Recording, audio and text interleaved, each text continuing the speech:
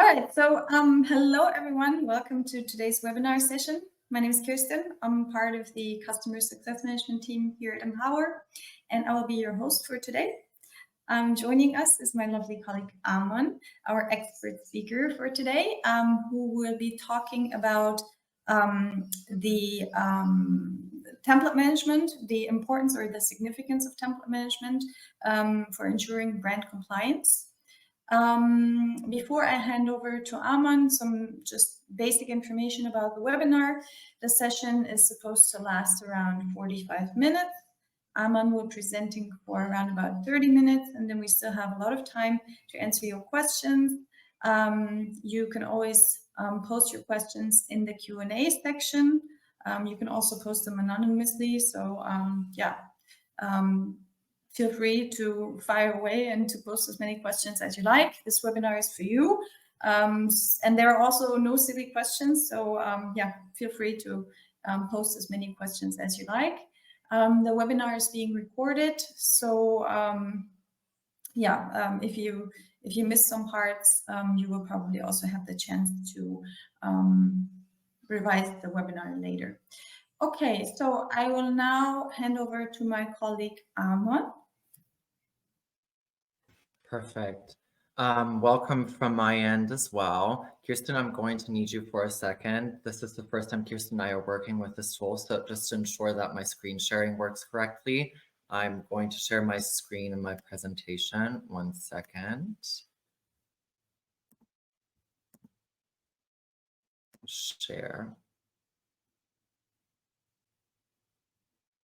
And you should all be able to see my screen currently and now my PowerPoint. Kirsten, can you see everything correctly? Yes, we see everything. Perfect. Then let's get into the nitty-gritty. As I've already said, my name is Amon Appelt. I am Kirsten's colleague on our customer success management team. What kind of equips me to talk about template management is I've had a bit of an untraditional entry into customer success management. I actually studied graphic design and art history at Parsons in New York before entering the sort of PowerPoint space. I've kind of helped a lot of clients with implementing their corporate design within the infrastructure of Microsoft Office before changing to a purely client side. So I'm kind of well aware of certain pitfalls, issues, and also things to focus on that are important to ensure both good template management and corporate design compliance, which I believe to be the key to success in PowerPoint, of course, but also the entire Microsoft Office suite.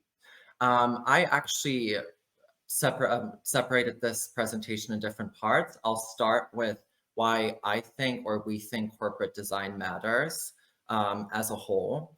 Then understanding the master template, which I think is sort of the most foundational block to ensure a good template management and corporate design compliance. Then I'm going to talk about accessing templates because it's not just about design. The design can be amazing. If people don't know how to access it, they're going to have an issue working with it. Common pitfalls in regards to working with corporate design and correct templates. Then how to make certain templates and presentations engaging so users really enjoy working with your corporate design. And then, as Kirsten already mentioned, a Q&A session. I'm going to try to keep this presentation as succinct as possible so we have a lot of time in the end to answer all of your open questions. To start with, however, pulled a slide from our sales presentation because I do think it is important to start with that.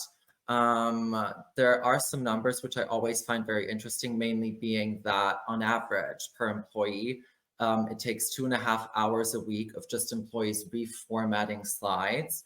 And 46% of all Office documents do not adhere to corporate design standards, which I think are just really large numbers and obviously something that every organization is super interested in minimizing. I think this happens through a mix of user-centric design and effective content management.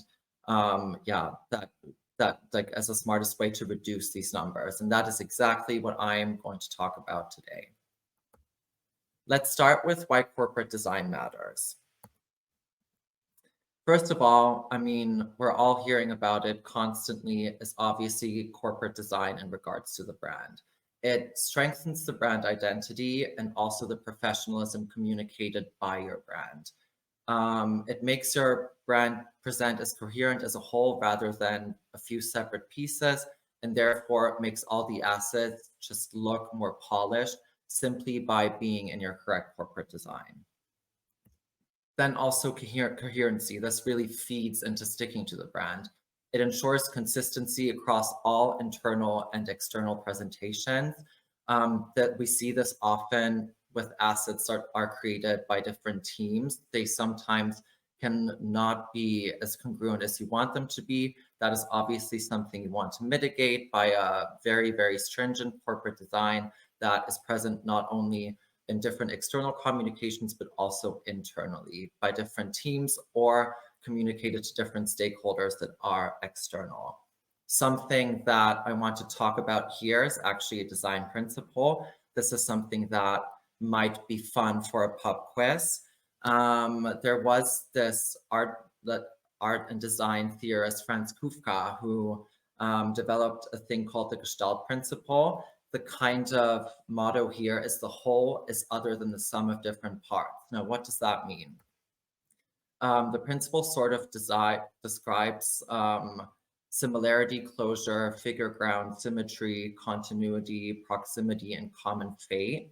If you use all of these separate principles in conjunction, they help ensure an audience to perceive a design as intended, but also for the German speakers as one. Gestalt means the sort of entity. Therefore, it is important to guarantee that within your corporate design, these things read as one for your brand to be perceived as coherent.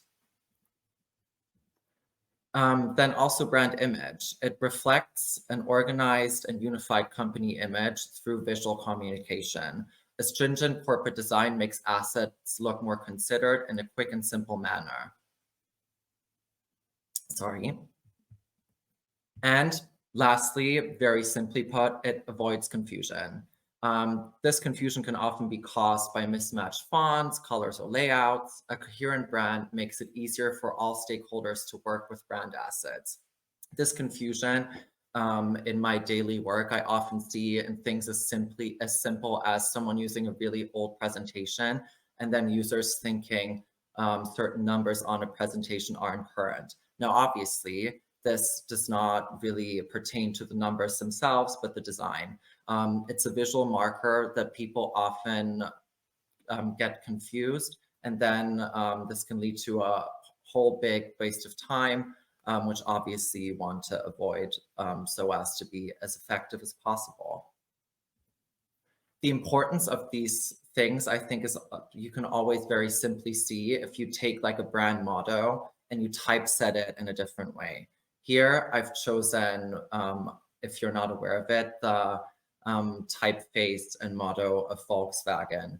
I think you can very simply see how both the Gestalt principle, so this idea of the brand being one whole thing, and there's certain assets that are just part of it, can be stripped of a motto if you strip it of visual markers. Here, it's typeset in Baskerville, it's sort of just the noun, the car, whereas here, through the simple change of a typeface and the background set with a black frame, it becomes part of the larger brand, which is ultimately what you want in things that might seem as trivial as PowerPoint presentations. I've also used this on slides that I've tried to typeset in ways that are somewhat not as visually appealing. Here, obviously, this does not read as empower. It has a whole different language to it.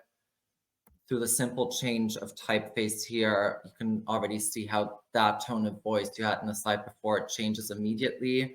And then very quickly through the use of the right typeface and color, immediately it becomes part of the Empower branding without a logo and anything else, which I think is something people often ignore, but is extremely powerful. Now let's go into more of a PowerPoint-based topic, which is understanding the master template itself. I believe an effective template management starts with the master template and an effective build of said master template. Now, what do I think makes the perfect master template? Number one, I always tell clients this: stick to pure layouts only. Finished slides that are used often don't necessarily belong in the master, but much rather the library, which is an Empower feature that I'll show you later. Stick to layouts consisting of mainly placeholders in the master. So an empty placeholder that is really meant to be filled. Think of a master as kind of a skeleton for your PowerPoint presentation, and anything that is a pre-filled slide belonging to the library. Then make it easy to use. Keep the layout options to a minimum. Keep layouts simple. Make grids easy to use for any user. So this is kind of a two-part bullet. Obviously, keeping the master template, the layout options to a minimum is important, especially when you get to things as trivial as having so many templates in the master scrolling. What we often see is when a master has too many layout templates and people have to scroll, they'll start having issues finding certain layouts.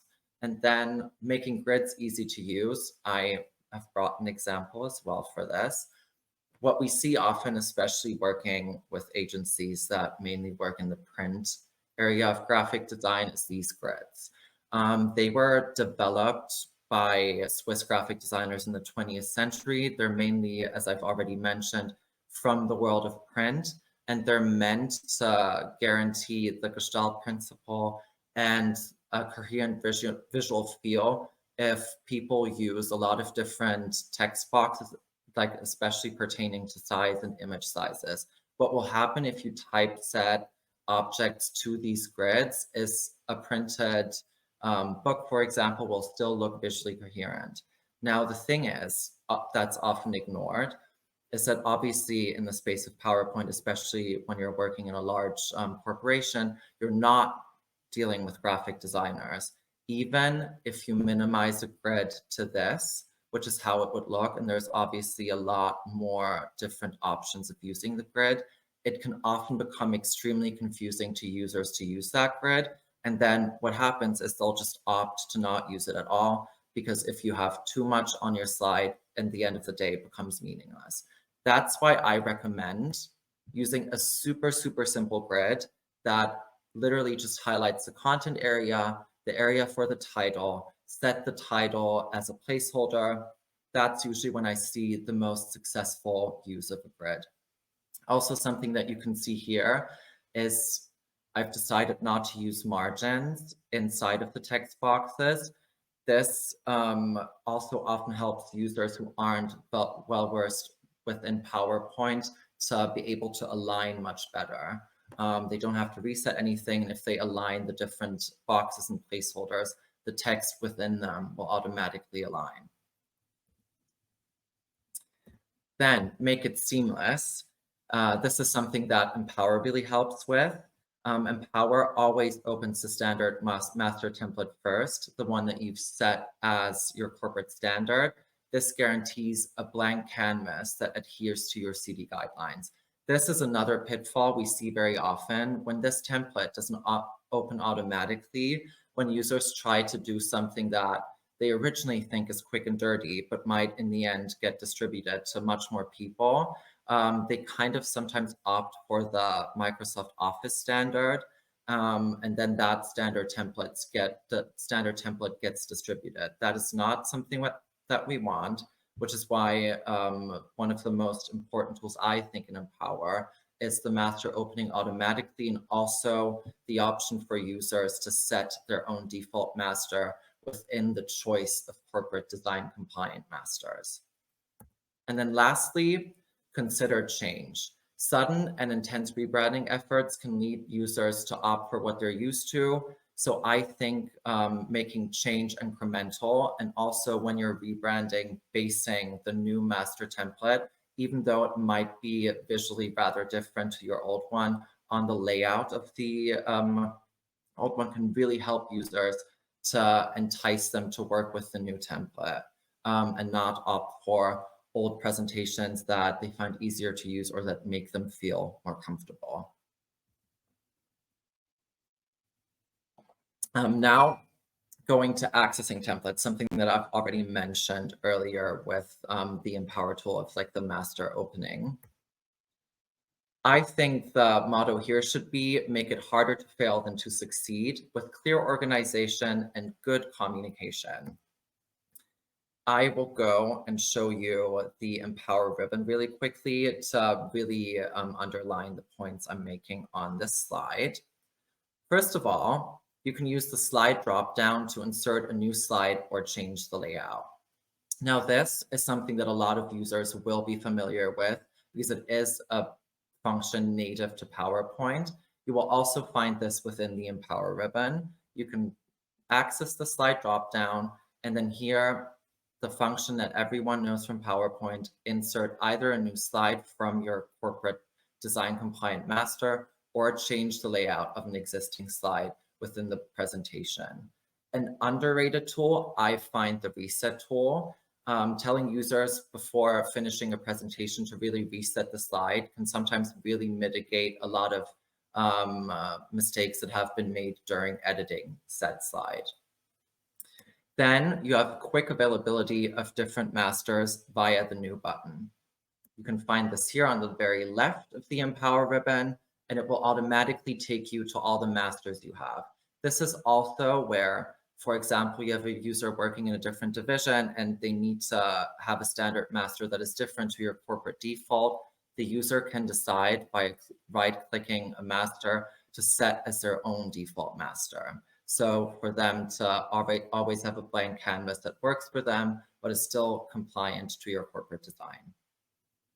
Then you have access to finished and updatable templates via the library. I'm going to open the library for you, and you can see if I go either to master templates, which are also opened via the new button, or entire corporate presentations, or pre-finished slides. These are the slides that I was referring to earlier that sometimes the clients do choose to put in the master and what make a lot more sense just in the slides library. As you can see, they're pre-filled, pre-designed, making it super easy for users to just insert a slide, processes, tables, things that are used often, so as to minimize the actual layout editing work users have to do, and therefore also minimize room for error. And then lastly, tagging and filter functions makes finding assets in the library super easy. I'm going to go back to the library. We have the lovely search bar here, one of my personal favorites, and I can just search. Say I want a map of the world just to show our international client base, and I do not want to filter it according to editor, author, footer, notes, body, heading, tags, but just the name of it. I want the slide that I'm looking for to be named world. It is searching.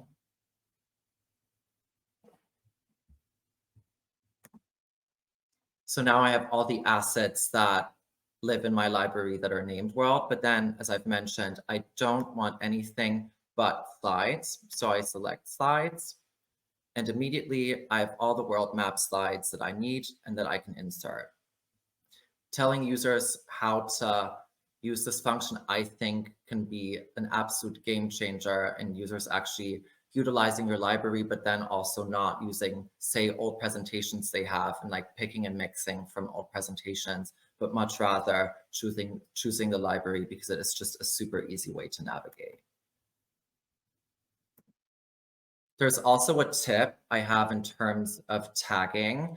If people struggle to find slides, ask them what they refer to them as and tag them accordingly. This is something, especially when your content management team doesn't communicate with other teams within your organization or not as frequently. Oftentimes there are colloquial names for slides and people might search for a different name. So really try to have some discourse here. If people are struggling finding slides, to ask what they refer to them as and then tag them accordingly. Yeah. And then let's go into common pitfalls. So the first that I see all the time is changing fonts, colors, or logos. The second, copy pasting slides from different presentations that don't match the design, or using outdated versions of the template. So changing fonts, colors, or logos. The Empower ribbon here helps users to only use correct fonts and colors. You might be very familiar with this. Obviously, this does not restrict the PowerPoint function. Users are still able, should they want to use a different font, to use it. But like the Empower ribbon, since it does sit on the very left, really works as an enticing feature to really make sure people only use something that is corporate design compliant. Then Empower's conversion tool can serve as a one-click solution to mitigate this issue. We do have our slide conversion tool, which you can find under the Convert dropdown in Empower. And you can choose to convert selected slides, the entire presentation, or you can decide what template you want to convert it to, as well as make conversion settings. And then as you might have already peeked, the library and update functions eliminate these issues so long as users are using Empower. So if I'm using Empower via the dropdown on library, I can actively search for updates within my presentation just to make sure that I'm working with the most current presentation that is available to me. And should there be an update, I will get this window. I made a slight change earlier that I then decided to not use. So I would here opt to keep my presentation, but users will see if something gets updated. This is especially pertinent when people are about to present, just to really make sure they're using the most updated version of your template. Then we also have the really powerful feature of the design check to make sure people work with the corporate design. I've chosen a slide that I think is kind of believable as accidentally being used and confused by users to like as Empower corporate design, but really isn't. And I'm going to show you how the design check would work here. I would go into check and then select design check.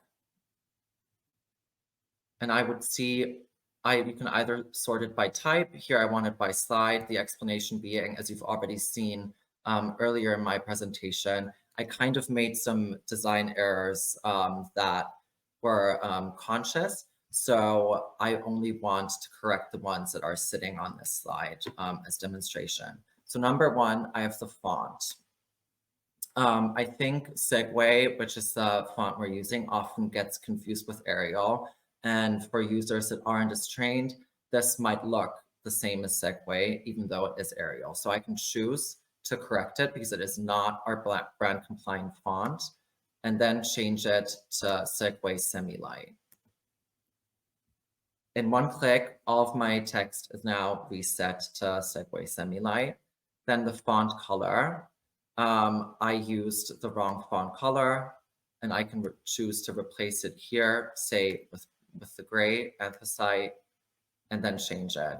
This is something that probably the naked eye wouldn't even be able to tell, but is an error that a lot of users make, especially when just changing from a dark gray to a black, for example. I also have the option to go on autocorrect and just have all the bullets corrected to the corporate design compliant bullet. And now to the point of making templates engaging. Number one for me is always form follows function. As I've already said, making sure that a layout is easy to use, I think, is one of the most important parts of making sure that people stick to your corporate design. So keep placeholders to a minimum in order to make it easy for everyone to work with a template. Then consistency is key. Keep a consistent design throughout the entirety of Microsoft Office and other programs in order to keep a common thread and train everyone's eye. This is obviously where the entire Empower suite comes into play, where this is made easy for you.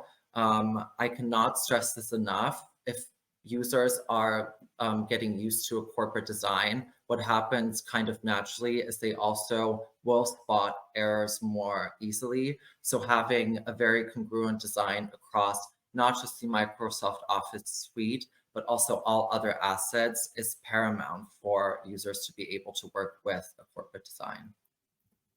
And then lastly, incentive. Incentivize users to work with templates with frequent seasonal updates, competitions, etc. These don't have to be super thought out, but just getting users to work with the corporate design, especially when you're going through rebranding efforts, can really help, again, train a user and a user's eye. And that is it from my end. And I would open it to questions. Is everyone okay? Can you hear me? Yes. Okay, perfect. So I received 3 questions actually via the user chat. So guys, if you have any more questions, feel free to post them now. So the first question I received is, you mentioned that it's advisable to keep layout options to a minimum. Yeah. Do you have a recommendation how many layouts a master template should contain maximum?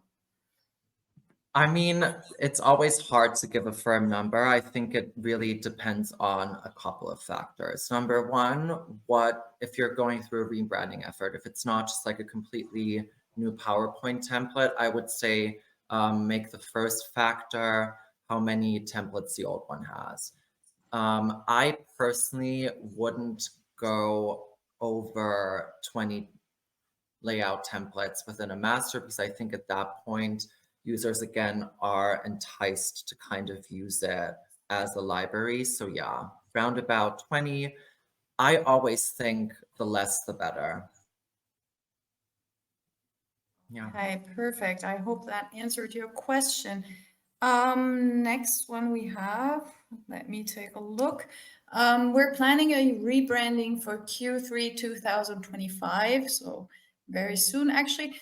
Is there any way how Empower could assist us in the creation of a master template? Yes, there's actually a couple of ways. Firstly, we obviously have this wonderful webinar where I gave information. And then secondly, mainly, we do have our managed services. We always try to kind of make sure that our clients are supported really well when it comes to not just implementing a master, but also creating one that kind of makes sense within the context of PowerPoint. So we offer managed services, managing not just your master, but also slides that live within the library, assets that live within the library. And then we also offer professional services where you can get design help when redesigning, really making sure that your assets, not your corporate design, is translated in a way that makes sense to PowerPoint. Okay, and the last question I have here so far is, I have a lot of really old presentations, some even from 2015, so really quite old. Would these also work for conversion? That again is obviously a yes and no. They would work for conversion. You could try to convert them. We do say to obviously check whether they've converted correctly. For a presentation that is older, the likelihood of it coming out perfect after the first conversion endeavor is obviously a bit less likely. It can serve as a really great starting point, I think, because you can kind of move the layouts over. What our conversion tool does is also just apply it to the new master, apply it to the new content area. That way you're already assisted with these steps. Obviously, if the presentation is super old, the likelihood that you have to check it after is a bit higher. That said, this is part of a webinar series. If you're like super interested in conversion, one of the webinars, I believe even the next one, is about slide conversion. So that will really go into depth, especially if you have like a large volume to convert, if you rebrand often, or if all of your slides are from 2015, that could be a really, really helpful webinar to attend. Okay, great. Actually, we just received another question. I can see the question actually. Should I read it and answer it? I didn't know you can see them. Okay, yeah, guys, I know. we're using a new webinar tool, so everything is new for us as well. It is surprising. What kind of fonts do you recommend? What about special corporate fonts, cloud problems? This is, you can go into like depths with this. What kind of fonts do you recommend? I think there's a lot of fonts that work really great in PowerPoint. This is like a purely graphic design advice. Like, obviously, screen-based fonts tend to be sans serif, so not Times New Roman, rather Arial. If you do print a lot from PowerPoint, I think a serif font also makes sense, and obviously whatever works within your corporate design. What about special corporate fonts? We see this a lot. Something that is paramount with a special corporate font is having it, number one, licensed correctly. Oftentimes what can happen, even if you embed a font into a PowerPoint, is that the license for the type of file, these fonts are copyrighted, they're intellectual property, so agencies sometimes copyright them in a way where you can't embed them. Sometimes that can be an issue, so make sure that the fonts are either installed. And then cloud problems, especially, for example, if you're using an Adobe cloud font, which is what can often happen when graphic designers set up masters. Not everyone in your company having an Adobe license, they won't have access to that either. And embedding the font in the presentation sometimes, because of the copyright protection of the file, won't work. So if that's the case, make sure that if you're distributing via software distribution, that a font file is also on everyone's computer, just so it doesn't show the error message that everyone working in content management hates, which is that PowerPoint found fonts that it can't find the file for. Can Empower program smart art graphics in a certain corporate design? So when it comes to smart art, no. When it comes to charts, that type of graphic, it will pull out of the corporate design colors. And then when it comes to icons, if those are set to a certain color within your color theme, that will get pulled out of the master as well. So if you're working within different environments, and you set the color of a certain icon within the color theme of a master, if you change around the icons, the color theme will get applied to that icon as well. But smart art, no.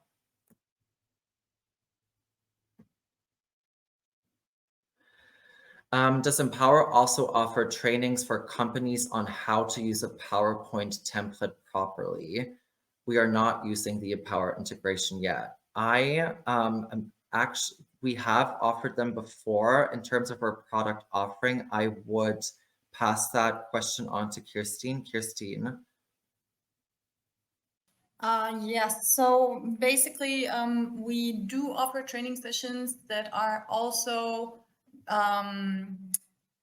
let's say not focused on the use of the software itself, but yeah, PowerPoint in general. So we normally give these sessions, we have partners that we're working with.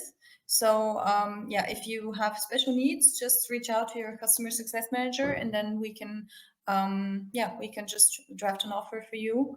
And yeah, that's possible in any case. Amon, I think you can only see the ones that are in the Q&A section. You cannot see the ones that are received via chat. Yeah? Yes. Okay. Because I received another one in the chat. In a world of copy-paste, many times I see decks with numerous layouts added to a presentation. Is there an easy way to clean this up? Does it matter to clean up? So our conversion tool cleans it up automatically. You're referring to slides getting added to the back of the master, a crime that I've committed in my presentation just about now as well. The easiest way to clean that up if you use Empower is using the conversion tool on those slides. The other way, sadly, is going to the layout that sits on the slide that the slide sits on and then deleting it out of the master. If these come out of rebranding efforts, so from say someone copying from an old master to the new one, this is why I said base your new design on the old master. If you name your master in the same way and the number of content placeholders is the same, what will happen is the layout, PowerPoint will recognize the layout as part of the new master and automatically change it. So the more compatible you make masters, like an old version of the master with the new one, the less you will run into that issue. But long answer short, if that occurs, the only way to really change it is changing the layout and then deleting it out of the master.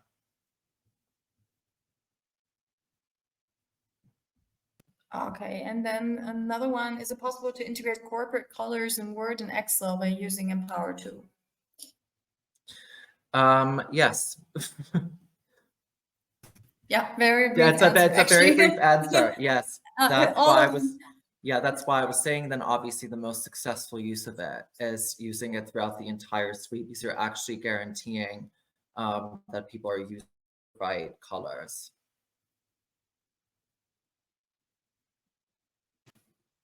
Okay, I guess we've answered, or you've answered all questions, Amon.